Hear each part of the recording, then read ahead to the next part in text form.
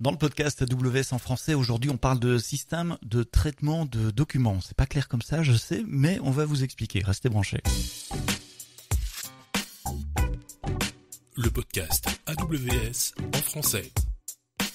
Sébastien Stormac. Bonjour, bienvenue dans ce nouvel épisode du podcast AWS en français. Vous le savez, tous les vendredis matins, dans les meilleures applications de podcast, et uniquement les bonnes applications de podcast, Spotify, Apple Podcast, Podcast Addict, Amazon Music également, et puis sur YouTube également, avec le son uniquement, pas de vidéo.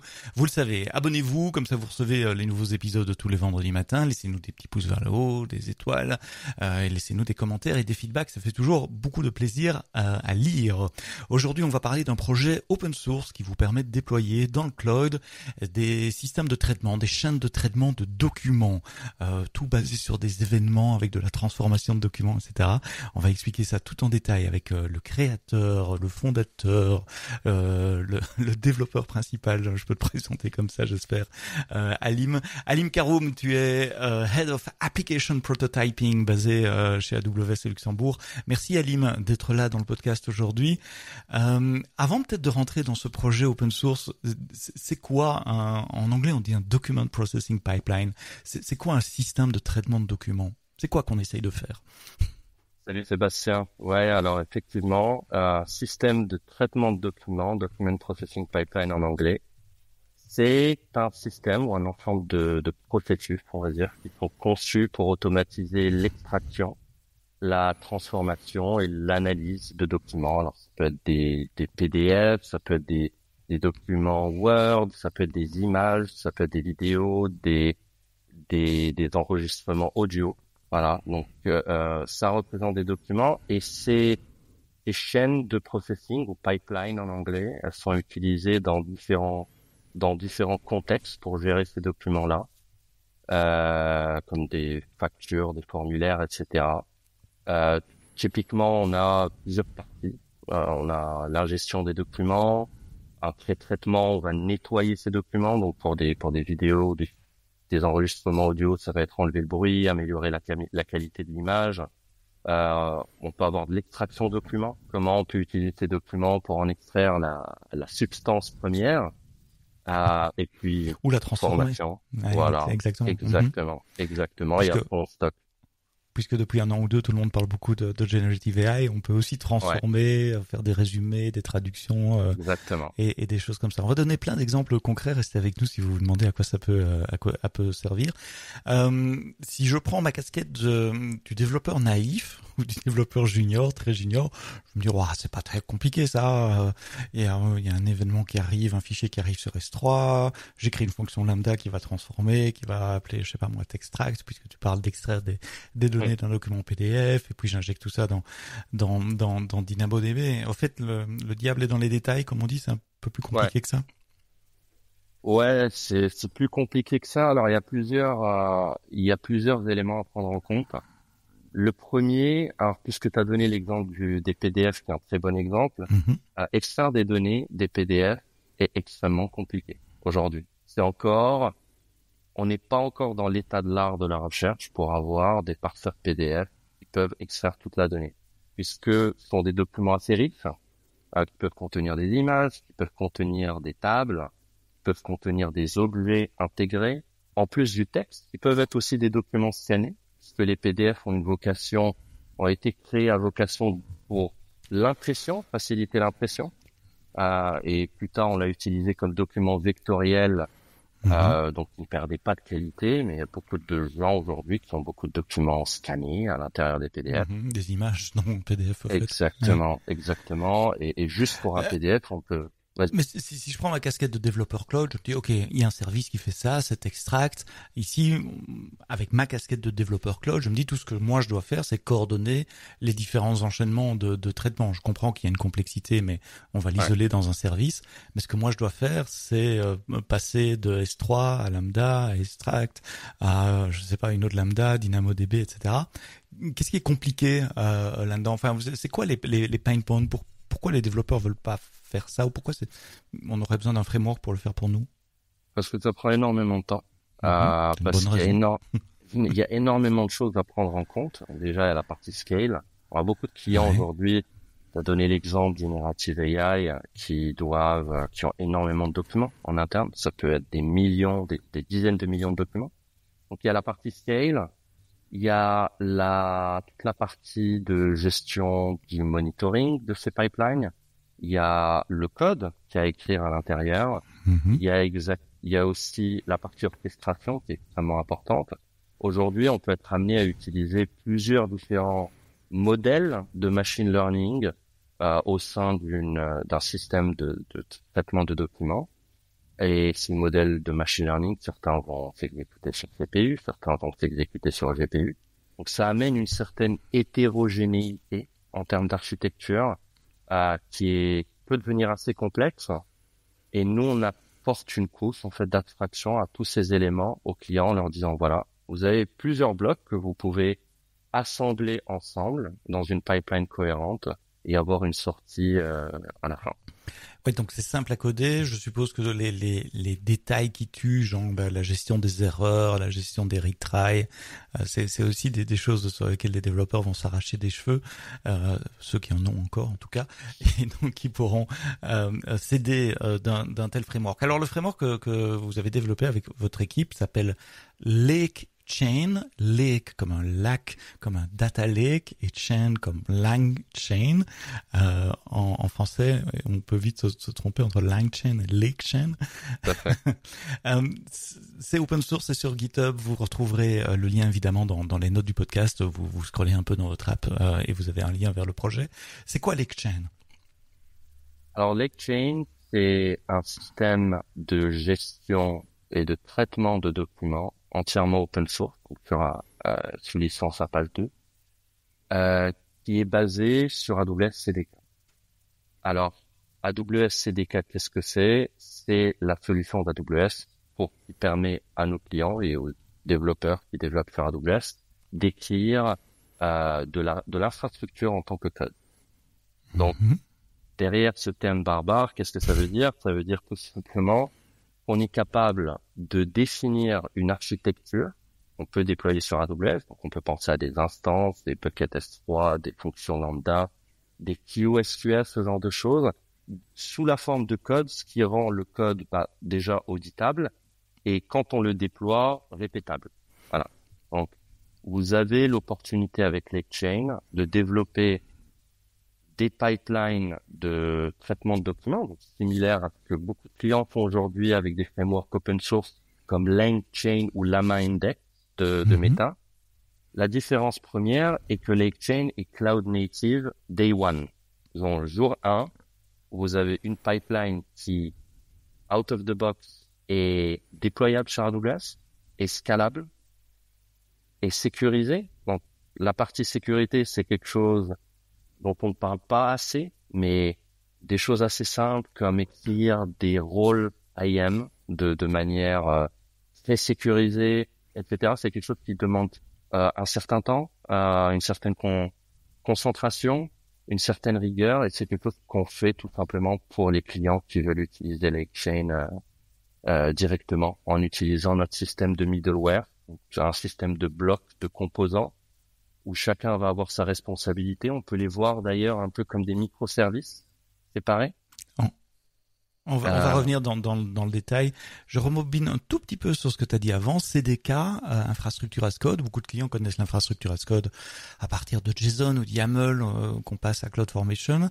Le CDK va un coup plus loin. Enfin, il a une approche différente parce que lui, il est basé sur du code en Java, en .NET, en Python, en TypeScript évidemment. Et plutôt que de décrire l'information, enfin l'infrastructure qu'on veut avec le CDK, on peut écrire du code. Tu parlais de créer une queue par exemple. Ouais. Donc il y a un objet queue, je peux faire var queue égale new queue et ainsi voilà. Créer une queue, et la manipuler, faire des boucles et faire des if, etc. Et puis comme c'est un langage de programmation, enfin comme ce sont des langages de programmation, que le CDK supporte plusieurs langages de programmation, on peut écrire des structures de plus haut niveau, on appelle ça dans Oui. le CDK des constructs, qui assemblent plusieurs services, les préconfigurent pour qu'ils fonctionnent entre eux et faire une espèce d'unité réutilisable en matière de code, mais qui correspond à de l'infrastructure.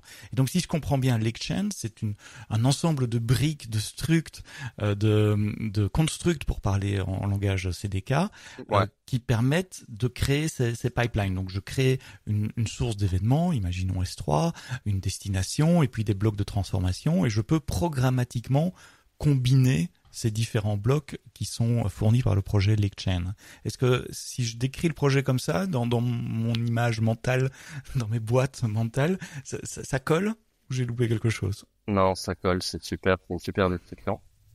Et effectivement, ce qui est super avec le CDK et ce qu'on réutilise dans Lake-Chain, c'est qu'on peut littéralement instancier de l'infrastructure de la même manière qu'on instancierait une classe en Python ou en TypeScript ou en Java. Donc on peut instancier ces blocs ou ces middleware dans Lake-Chain. Je vais donner un exemple assez simple. Donc on peut dire par exemple chaque fois qu'un objet un document est uploadé dans un bucket S3, j'ai envie de transformer tous les PDF en texte et d'en extraire de l'information. Voilà. Mm-hmm. Cool. Ça, c'est un exemple assez simple. Je vais te donner un autre exemple qui est assez courant aujourd'hui. Donc, il y a beaucoup de clients qui essayent, au travers des réunions internes dans l'entreprise, de créer de la valeur après que la réunion se soit passée. Donc, typiquement, on a construit avec plusieurs clients des pipelines où on a des recordings audio en entrée. On doit les transformer en texte. Donc, en anglais, ça s'appelle de la transcription. On les transforme en texte avec un modèle de machine learning. Et ce modèle de machine learning, on peut venir et le passer à un LLM, typiquement en utilisant des services comme Amazon Bedrock, pour faire des choses comme résumer la réunion, en extraire les points d'action, les envoyer par mail aux collaborateurs, etc., etc. Donc, on peut aller assez loin dans l'automatisation et c'est quelque chose qui est particulièrement facile à déployer avec Lake-Chain parce que c'est littéralement 4 blocs à connecter entre eux. C'est à peu près 100 lignes de code pour te donner un ordre de grandeur. Et ces 100 lignes de code, en fait, elles sont jour 1, déployables, répétables, auditables, et scalable, sur AWS, qui prendrait certainement plusieurs semaines à mettre en place, à développer manuellement. Ouais. Clairement, oui, quand tu dis répétable, c'est le fait que je puisse déployer cette infrastructure dans mon compte perso de test, et puis une fois que je suis content, déployer exactement la même infrastructure dans le compte de test de l'entreprise, et puis en prod, etc. Et on est certain que c'est la même application, la même infra qui va être déployée. Je suis en train de regarder le projet open source, et donc vos briques, vous les appelez des middleware. Il y a des triggers, je suppose que c'est ces middleware-là qui déclenchent un flux. On a parlé d'arrivée de fichiers sur S3, je suppose que c'est un des plus courants, mais ça peut être aussi des schedulers, genre tous les jours à 2h du matin, je déclenche un flux qui va faire ça ou ça. Ouais. Et puis il y a des processeurs, eux, ils transforment l'information. Ouais. Et je vois pas on dit sync en général, ou enfin, comment est-ce que je vais mettre des connecteurs ou quelque chose, des connecteurs de sortie? Ce sont les processeurs qui font ça aussi? Alors, on a deux catégories de middleware. Les premiers, en fait, c'est les data stores. Donc, on supporte aujourd'hui en sortie d'une pipeline Amazon OpenSearch, on supporte Amazon F3, SQS, Firehose et Neo4j pour des use cases qui s'apparentent à des graphes.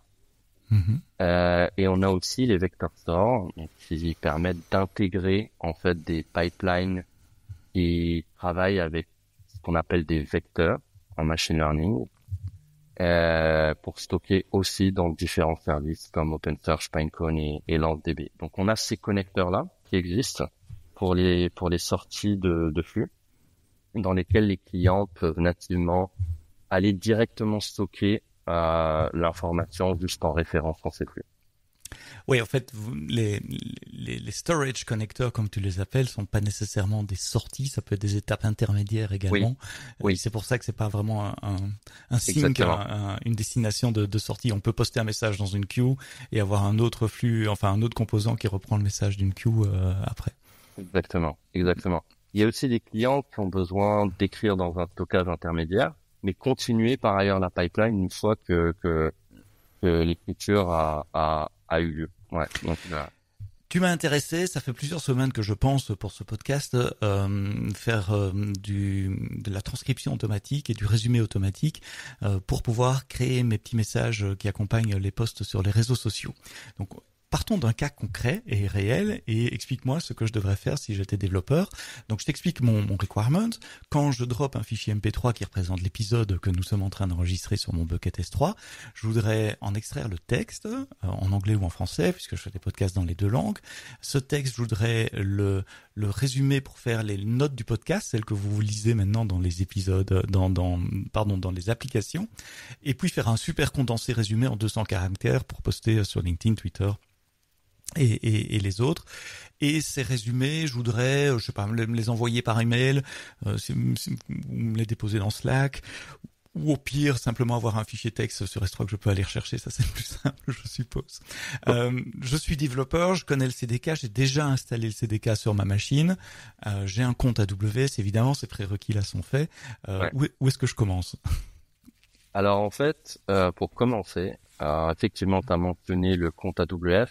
On recommande aussi aux clients de se familiariser un petit peu avec le AWS CDK Bien sûr.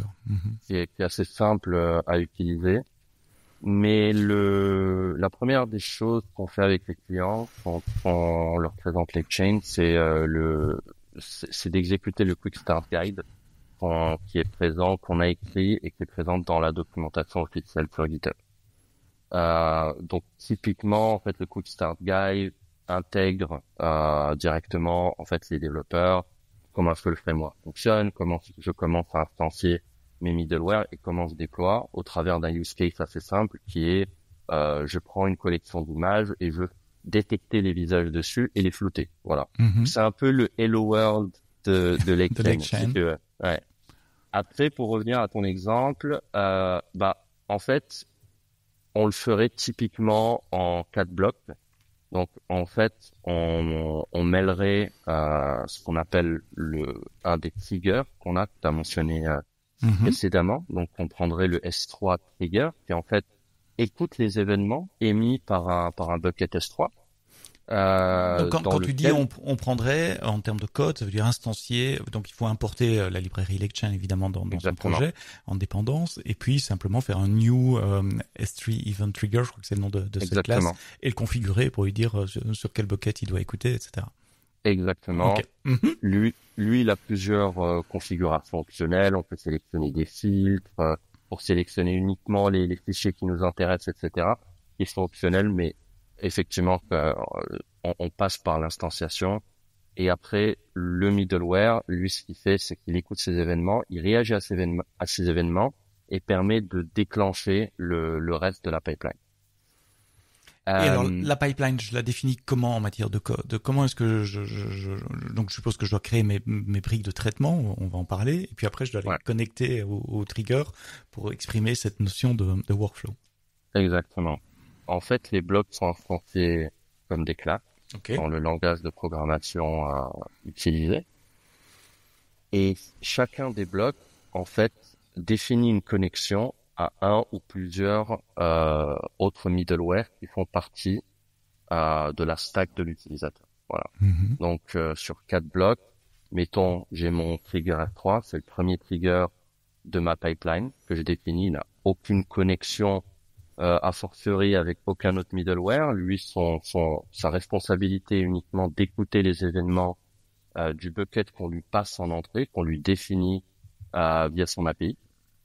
Ensuite, on va venir typiquement connecter un middleware de transcription, donc qui va prendre en entrée, qui lui va se connecter en fait à ce trigger, à ce bloc trigger A3, et qui va venir écouter les documents qui lui donne le trigger F3. Donc typiquement, le trigger F3 pourrait lui dire bon ben voilà, j'ai un nouveau fichier MP3 qui vient d'être uploadé sur le bucket qui m'a été assigné. Voilà. Et lui le reçoit, ce document, et commence donc le traitement pour lequel il a été programmé, en l'occurrence la transcription d'audio vers du texte. Donc, ce qui est intéressant aussi, Sébastien, c'est que tous les middleware, on dit qu'ils sont typés. Donc, de la même manière que dans un langage de programmation comme typé, comme TypeScript ou Java, par exemple, on a des types en entrée des fonctions ou des méthodes. Les middleware eux-mêmes sont typés, c'est-à-dire qu'ils déclarent les types de documents qu'ils peuvent prendre en entrée et les types de documents qu'ils fournissent eux en sortie. Donc par exemple, audio, vidéo, images, ou même des sous-types là-dedans, images, PNG, JPEG, etc. Exactement. Donc tu amènes une sémantique des documents également dans les middleware, et si un middleware dit qu'il sort du texte, ben je peux pas le connecter dans un workflow avec un middleware suivant, plus bas dans la chaîne, qui lui prend en entrée des images. Exactement. Ça échouera à la compilation. Oui, ça c'est très important. Parce que il y a beaucoup de clients en fait qui nous ont évoqué certaines frustrations où ils déploient quelque chose sur AWS et il y a un bug dans le code, il y a une exception qui est lancée et là ils doivent tout redéployer. Là tu as vraiment des exceptions de type qui sont déclenchées donc à la compilation de la stack CDK au moment du déploiement, qui empêchent le déploiement si l'architecture qui est définie par le développeur n'est pas correcte. J'adore ce concept. Je comptais en parler un peu plus tard dans l'épisode, mais puisque tu l'amènes maintenant, autant le garder maintenant. Mais c'est ce concept de cloud sémantique. J'ai pas d'autres mots pour le dire. Où quand on fait du YAML et de l'infrastructure as code en JSON ou en YAML, tout est une string et je peux me planter à 15 000 endroits quand je définis un nom de bucket, quand je définis un ARN ou d'autres choses. Tandis qu'en étant des langages de programmation typés, on peut prendre avantage, et c'est ce que tu as fait en écrivant les interfaces de Legend, on peut prendre avantage du système de type et avoir plein d'erreurs qui sont attrapées, qui sont vérifiées par le compilateur avant même de déployer mon infrastructure. Il y a plusieurs projets pour le moment qui réfléchissent à ce genre de langage cloud où on ajoute une sémantique aux composants, parfois même une sémantique métier. Et j'en parlais récemment dans un autre podcast en anglais, celui-là qui s'appelle AWS Developers Podcast, avec quelqu'un qui a écrit un bouquin sur le sujet qui s'appelle Gregor Hope, qui parle de Domain Driven Design, ce qu'on fait en logiciel depuis des années, mais qu'on applique à des structures cloud. Par exemple, un composant qui émet des événements, un type de sortie, d'émission d'événements, qui ne peut que se connecter à un composant qui reçoit des événements. Sinon, le compilateur n'accepte pas ce genre de connexion. C'est super intéressant que tu sois parti par là, parce que ça évite plein d'erreurs. Vous allez prendre très très tôt dans le cycle de développement. Ouais, tout à fait. Et il y a autre chose au-dessus de tout ce qui est vérification statique qu'on a créé, que tu parles de sémantique, et au centre du projet. Une des raisons d'être de Legchain, c'est ce qu'on appelle son langage ubiquitaire. C'est ce qu'on appelle son langage ubiquitaire, qui est basé d'ailleurs sur un standard auquel AWS a participé, qui s'appelle Cloud Event. Donc Cloud Event, en fait, c'est une structure JSON avec des champs qui sont standards, qui est à l'origine utilisée pour faciliter la communication entre microservices. Et au-dessus de ce concept de Cloud Event, on a créé un langage sémantique ubiquitaire pour décrire des documents. Donc en anglais, on dit self-describing language. Donc c'est un langage qui s'auto-décrit en fait, et qui est capable de décrire n'importe quel document. Et on y a passé énormément de temps, parce que des types de documents, il y en a des milliers, littéralement. Et on a beaucoup réfléchi à comment, aujourd'hui, les types de documents qu'on connaît pas, même aujourd'hui, demain, les décrire avec ce langage-là. Donc ce langage, en fait, qu'on a créé, il est l'essence même du projet, puisque c'est le langage qui permet de connecter les middleware entre eux. C'est ce qui fait que les middleware peuvent se parler et c'est ce qui fait que un middleware de transcription, on en parlait, peut se dire à un moment donné, voilà, moi j'ai reçu un document audio, c'est un fichier MP3, le bitrate de ce fichier c'est celui-là, les métadonnées de ce fichier c'est celui-là, tout ce qui va être des choses comme les descriptions de fichiers, les auteurs, les données spécifiques pour chaque type de document, c'est quelque chose qu'on a décrit en fait dans ce format, dans ce langage ubiquitaire, et c'est ce qui fait aussi la force du projet. En fait, oui, tu anticipes une de mes questions aussi, c'est comment s'assurer que tous ces middleware fonctionnent ensemble. Ben voilà, on vient d'y répondre par cette définition de ce que c'est qu'un document et les types de langage qui s'assurent qu'on ne puisse pas passer un type pour l'autre. Je reviens à l'exemple de ma chaîne. Donc j'ai mon trigger qui est S3, je le pipe dans un composant de transcription, donc entrée audio, sortie texte. Ouais. Ce composant-là, je le pipe lui-même dans un composant Bedrock, par exemple, Voilà. qui prend en entrée du texte. Je suppose que je donne en paramètre le prompt que je veux rajouter, des choses comme ça. Exactement. Et hop, ça envoie à Bedrock qui me retourne du texte. Et donc là, j'ai mon message prêt à poster sur les réseaux sociaux. Est-ce qu'il y a un composant mail? Est-ce que je peux le piper dans un mail qui partirait par SNS ou sinon je génère un fichier S3 simplement?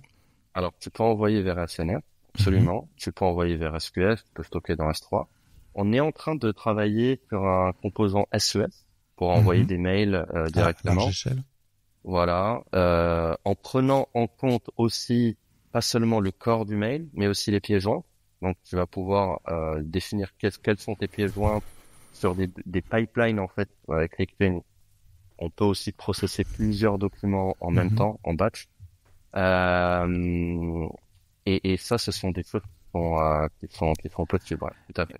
Une fois que j'ai ce pipeline, ça doit faire quoi, 20, 30 lignes de code à tout casser, hein, dans l'exemple qu'on vient de dire. Dans les exemples qu'on a en ligne qui font exactement ça, c'est moins d'une centaine de lignes de code avec les commentaires. Avec les commentaires, la gestion des erreurs, etc. Donc ouais, c'est extrêmement compact. Et à partir de ça, je tape CDK deploy et voilà, j'ai mon pipeline qui est déployé. Je peux envoyer un premier fichier sur S3. Globalement, c'est ça l'idée. Alors comment ça marche sous le capot? Parce que je comprends, et grâce à tes explications, comment ça marche si je suis développeur et que je veux utiliser. Mais il y a un truc qui m'étonne là-dedans, c'est que j'ai pas, moi, en tant que consommateur de l'exchain, j'ai pas exprimé, est-ce que je veux, comment ces trucs vont se parler entre eux? Est-ce que les middleware passent par des queues? Est-ce qu'ils passent par des step functions? Est-ce que tu définis un orchestrateur? Moi, naïvement, j'implémenterais ça avec des step functions. Donc, comment ça marche? Qu'est-ce qui est généré comme infrastructure sur mon compte quand je déploie ça? Donc, derrière les rideaux, nous, on utilise un orchestrateur qui est basé sur SQS et SNS. SQS et SNS. Donc SQS, le système de queuing, je poste un message, un émetteur, un destinateur, et SNS, un système de one-to-many. Je poste un message sur un topic et tous ceux qui sont inscrits sur ce topic-là peuvent le recevoir avec des protocoles de delivery différents. On a parlé de mail, queue, appel direct, HTTP si je me souviens, etc. Donc juste sur ces deux briques de base, le concept d'une queue et le principe d'un one-to-many, j'ai oublié le nom technique, d'un fan-out, merci, c'est le mot que je cherchais. Plus un peu de la logique, parce qu'on a parlé de retry également, etc. Il y a du code également, non? Exactement. Donc, déjà, en fait, je pense que c'est important de parler de pourquoi SQS et SNS. Et en fait, il y a un sujet fascinant. Moi, je suis fasciné des graphes, la théorie des graphes. En fait, en théorie des graphes, pour construire ce qu'on appelle, c'est un terme un peu barbare, des graphes acycliques dirigés. Donc, les systèmes de traitement de documents, il s'exprime sous cette forme-là de graphe acyclique dirigé. Alors, qu'est-ce que ça veut dire? Ça veut dire que dans l'exemple précédent où tu as parlé de transcrire un recording audio et le résumer, c'est une pipeline au final qui est assez rectiligne, qui est assez droite en fait. C'est un enchaînement séquentiel de composants. Avec l'exchain, tu peux créer des graphes de composants hiérarchiques. Je vais donner un exemple tout bête. Ouais. Plutôt que d'utiliser un seul middleware de transcription audio vers texte, bah, tu as peut-être envie d'en utiliser deux, mais en parallèle. Donc, par exemple, tu as peut-être envie d'utiliser Amazon Transcribe et tu as peut-être envie d'utiliser Whisper, qui est un super modèle pour faire de la transcription aussi sur AWS. Et tu as peut-être envie de comparer les deux et d'avoir en sortie non pas une seule transcription, mais d'en avoir deux. Et au final, de stocker ça dans S3. Donc, en fait, la pipeline, elle est plus rectiligne, si tu veux, mais elle commence à ressembler un peu à un graphe. Et SQS et SNS sont les deux seuls services d'AWS que tu peux chaîner ensemble, en théorie des graphes, pour construire des graphes acycliques dirigés. Voilà. Acyclique, ça veut dire qu'il n'y a pas de boucle, on revient pas au point de départ, et dirigé, il y a toujours un sens d'une arête, enfin chaque arête a un sens, une direction d'un nœud vers un autre. Ça va, il me reste quelques trucs de mes cours de théorie des graphes à l'UNIF il y a plusieurs dizaines d'années. Je me souviens avoir sué avec un examen où il fallait trouver les plus courts chemins dans un graphe avec pondération, etc. Tout ça. Ok, graphe acyclique dirigé, et donc tu arrives à construire ça sur base de SQS et d'SNS. Ouais. Donc tu vas construire, quand on tape notre CDK deploy naïvement, il y a des queues qui vont se construire et d'autres pièces d'infrastructure pour supporter ce pipeline. Je reviens à ma question du code, parce qu'il doit y avoir du code, il n'y a pas que des queues et que du SNS. Ouais. Alors en fait, les middleware, eux, en fait, dans le framework Playtent, c'est un framework, ils étendent une classe qu'on appelle middleware, permet d'abstraire en fait toute cette logique-là. Donc, de la manière dont les clients vont connecter les middleware ensemble, donc dans leur code métier, dans leur stack simple, nous, ce qu'on fait derrière, c'est qu'on analyse en fait le graphe qui a été décrit par ces interconnexions au moment du déploiement, donc au moment de la compilation, et on en définit un système de queue pour connecter en fait ces middleware ensemble, et un système de topic SNS qui va permettre en fait d'envoyer des messages. Donc, typiquement dans l'exemple que je t'ai donné, on peut utiliser 2 ou 3 ou 10 middleware en parallèle, qui va permettre de faire ce fan out des documents à 10 middleware en parallèle. Et nous, on fait cette analyse, on en déduit les queues et les topics à créer dynamiquement, mais on fait aussi les connexions entre ces queues et ces topics dynamiquement avec toutes les fonctionnalités SNS et SQS, notamment tout ce qui est filtering, notamment tout ce qui est throttling, notamment tout ce qui est retry, aussi dans ces logiques-là. Ça veut dire qu'il n'y a pas de code? Je veux dire, au moment de l'exécution de mon pipeline, est-ce qu'il y a quand même une fonction lambda ou autre qui va prendre des décisions de routage, etc.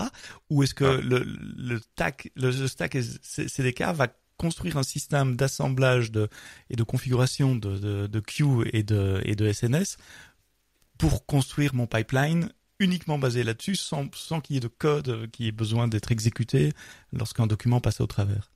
Alors, tout va être fait dynamiquement à la compilation. Okay. Il y a tout le code, en fait, dans le framework pour faire cette analyse statique. Il n'y a aucune lambda qui s'exécute pour le routage au runtime. Pourquoi? Parce que c'est de la latence en plus, c'est des coûts en plus pour les clients qu'on peut abstraire. Le routage se fait exclusivement en utilisant les systèmes de filtres dans SNF. Je reviens sur ma question très naïve. Moi, j'aurais fait ça avec Step Function parce que intuitivement, ça fait à peu près la même chose. Ça fait un workflow, ça va composer des entrées, de sorties, ça va appeler des services en direct sans passer par des fonctions lambda. Pourquoi pas Step Function? C'est une très bonne question. Et Step Function est un super service pour construire des graphes acycliques dirigés. La raison pour laquelle on a utilisé SNS SQS, c'est pour plusieurs raisons. La première, c'est le scale. Donc, en 2023, pendant le Prime Day, Amazon a établi un nouveau record de trafic en utilisant le scale de SQS en processant 86 millions de messages par seconde. Donc, l'exchange, faut vraiment le voir comme un système ultra parallélisé qu'on appelle en anglais HTC, High Throughput Computing. Donc vraiment de très très haute performance pour traiter vraiment des millions de documents. Et la deuxième raison, c'est le coût. Donc Step Function, c'est vraiment un super service où il y a énormément d'observabilité. C'est un service entièrement managé. Nous, on a fait le choix d'aller à un niveau un petit peu en dessous, d'être un peu plus bas niveau, d'être un peu plus roots, mais d'être plus performant et d'être potentiellement beaucoup moins coûteux pour les clients qui doivent traiter un très large nombre de documents. Donc une question de scalabilité et de coût aussi. Ouais. T'as même cité un chiffre pendant qu'on préparait cet épisode. Tu disais ça coûte 10 fois moins cher. C'est à peu près le ratio de différence de prix.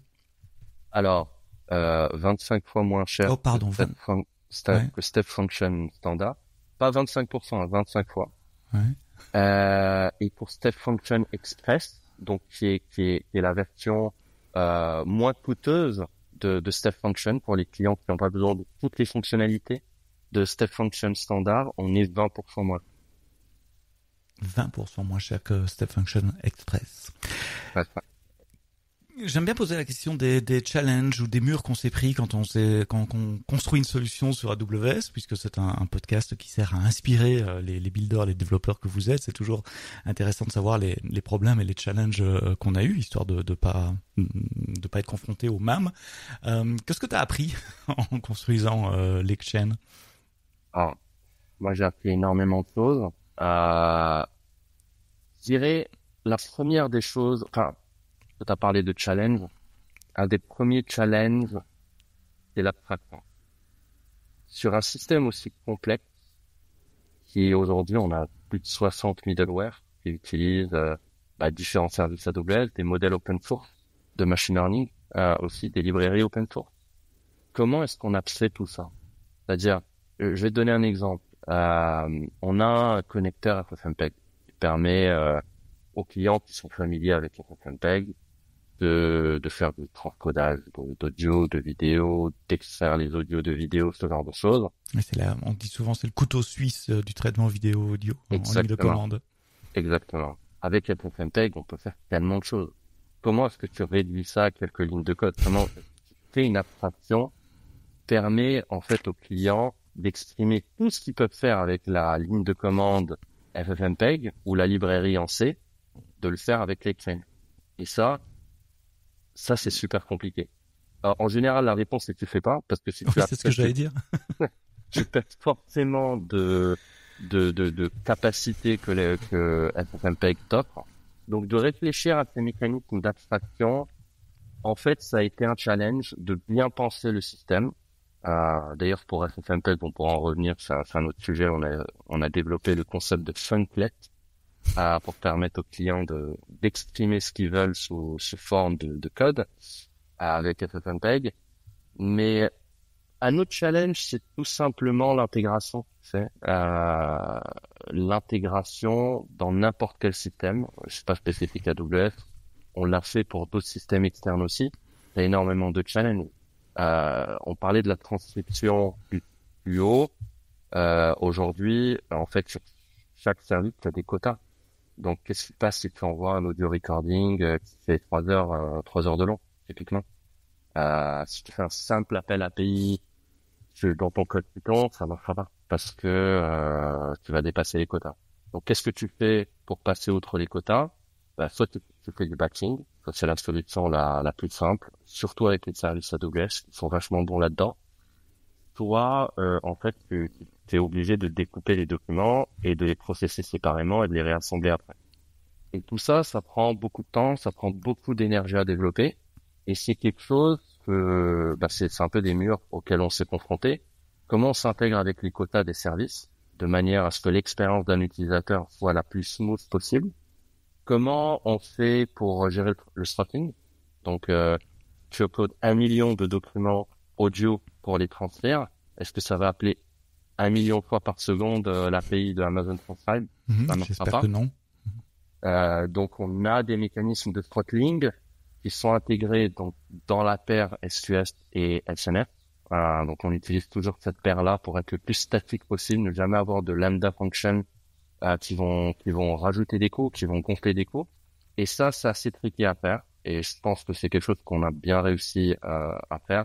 La gestion des erreurs aussi, de réessayer un certain nombre de fois de manière configurable, combien de fois on réessaye ce genre de choses, de faire du backup, du exponential backup sur du retry. Ouais, je dirais que ça, c'est les principaux challenges. Et après, toutes les librairies qu'on a intégrées dans les chains au travers des middleware, il a fallu qu'on les apprenne nous-mêmes. Comment elles fonctionnent, quels sont leurs concepts pour que nous, on puisse les exposer. Les envelopper plutôt dans vos structures à vous. Exactement. Il y a des dizaines de middleware. Je sais pas si tu as le compte au jour J, là où on enregistre. On enregistre très en avance. Ces épisodes, on est pendant l'été. Vous allez l'écouter plus tard, cet épisode. Mais là, maintenant, pendant l'été, tu as le compte exact? J'ai pas le compte exact, mais c'est des dizaines. Il y en a 69. Ouais. Pour le moment, ouais. Et ça va dans tous les sens. Vidéo, audio, texte, les stockages, les triggers. Il y a même des flow control, donc on peut faire, vous avez des transforms et des reducers, on peut faire du MapReduce. Exactement. avec les chains. Pass-through, delay, des conditions, donc il y a ce concept de branchement, en tout cas de pattern de branchement qu'on retrouve assez couramment dans des systèmes de workflow. Ouais. Sont implémentés également. Si je veux contribuer à ce projet, et pas uniquement l'utiliser, alors j'ai l'habitude de dire, faut pas être codeur pour contribuer à des projets open source, ouvrir des issues, contribuer à la doc, c'est déjà énorme et c'est déjà bienvenu. Mais je peux aussi ajouter des middleware, par exemple, si j'ai des choses qui sont spécifiques à mes besoins, qui sont pas encore là parmi les 69 existants. Alors aujourd'hui, on prend pas encore les contributions de middleware, et je vais expliquer pourquoi. On devrait commencer en septembre 2024. La raison pour laquelle on prend pas encore de middleware, tout simplement, alors l'Exchange est en alpha et l'API a vocation à évoluer. Donc on veut surtout pas que les clients développent des middleware qui peuvent être assez complexes et ensuite devoir adapter leur API, vivre cette frustration-là de ne pas avoir une API qui est stable. Donc ça, c'est quelque chose qu'on veut résoudre d'ici fin septembre 2024. On passera le projet en bêta. C'est-à-dire, ça sera résolu au moment où vous écoutez ça, puisqu'on va diffuser cet épisode en décembre 2024. Donc, depuis septembre, le projet, en principe, est en bêta et on peut soumettre des middleware. Exactement. Mais ce que pas mal de clients, même externes, ont fait, c'est demander des features sur le projet. Nous dire, voilà, il y a ça qui fonctionne pas exactement comme je le souhaiterais, ou j'ai tel use case, est-ce que vous pouvez construire une pipeline avec nous pour nous montrer comment le faire, ou le rajouter à la collection d'exemples qu'on a dans l'Exchange. D'ailleurs, faut savoir qu'on a plus de 50 exemples dans l'Exchange, et ce sont tous des exemples réels de clients qui nous ont demandé de construire quelque chose et qu'on a modélisé au travers d'exemples simples. Donc on a deux types d'exemples, les exemples simples et puis les end-to-end use cases un peu plus complexes. Mais grosso modo, on prend surtout les feature requests, les feedbacks des clients pour justement arriver à la première version bêta en fait. Pendant que tu parlais, j'étais aussi en train de naviguer dans les exemples et de les ouvrir. Là aussi, c'est de l'image, c'est de la vidéo, c'est du texte, c'est des exemples de stockage, des exemples de pipeline sécurisés également, de la génération d'images avec Bedrock. Oui, quel que soit votre use case, il y a de bonnes chances que vous trouviez un point de départ dans les exemples. On a compris le projet est encore en cours de développement. Enfin, par définition, ce genre de projet n'arrête jamais. On peut toujours ajouter des choses. Quelles sont les choses que tu gardes à l'esprit ou les évolutions que tu souhaites faire à ce projet dans les mois, les années qui viennent? Alors, déjà, en fait, notre roadmap, elle se découpe en 3 parties. La première, c'est la maintenance du projet. Ça va aller de garder toutes les librairies du projet à jour, patcher tout ce qui est mise à jour de sécurité sur les librairies tierces, ce genre de choses. La deuxième partie, ça va être tout simplement garder une parité avec les services AWS, parce que AWS, surtout sur Bedrock, Ça change toutes les semaines. Ça change toutes les semaines. Il faut s'adapter. Il y a toujours des nouveaux modèles, etc. Donc ça, c'est quelque chose qui nous demande un certain temps. Et la troisième, c'est les patchs et les nouvelles fonctionnalités. Donc aujourd'hui, en particulier dans le domaine de l'IA générative, on a tellement de nouveaux modèles, tellement de veille à faire.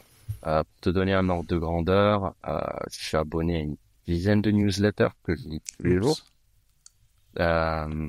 Et grosso modo, juste la veille en fait technologique, c'est une partie énorme du projet, puisqu'on a des modèles qui viennent tous les jours, lesquels on intègre dans le projet, lesquels on n'intègre pas, que nous disent les clients, qu'est-ce qu'ils construisent.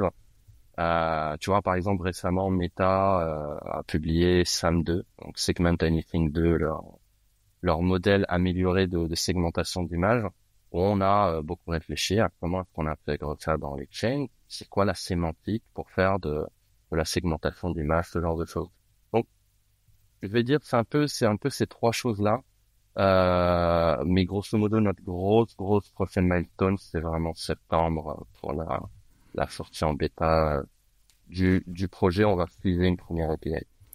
Si vous avez des besoins de développer des pipelines de traitement de documents au sens large de ce que c'est un document, audio, vidéo, texte, les amener d'un point A à un point B en les transformant avec du generative AI également, allez jeter un coup d'œil sur ce projet open source sur le repo AWS Labs qui s'appelle Lake Chain, Lake comme Data Lake et Chain comme Chain. Et évidemment, vous avez le lien dans vos applications de podcast. Alim, merci d'avoir expliqué ce projet avec tant de clarté. Ça me donne envie de commencer. Voilà, dès que j'ai fini, je vais me mettre à des pipelines liés au podcast, évidemment, pour simplifier les process de publication de ce podcast. Alim Karoum, tu es Head of Application Prototyping basé à Luxembourg pour AWS. Merci d'avoir été mon invité aujourd'hui dans le podcast. Rendez-vous la semaine prochaine pour un nouvel épisode. Ça sera vendredi matin dans toutes vos bonnes applications de podcast. Mais d'ici là, quoi que vous codiez, codez-le bien.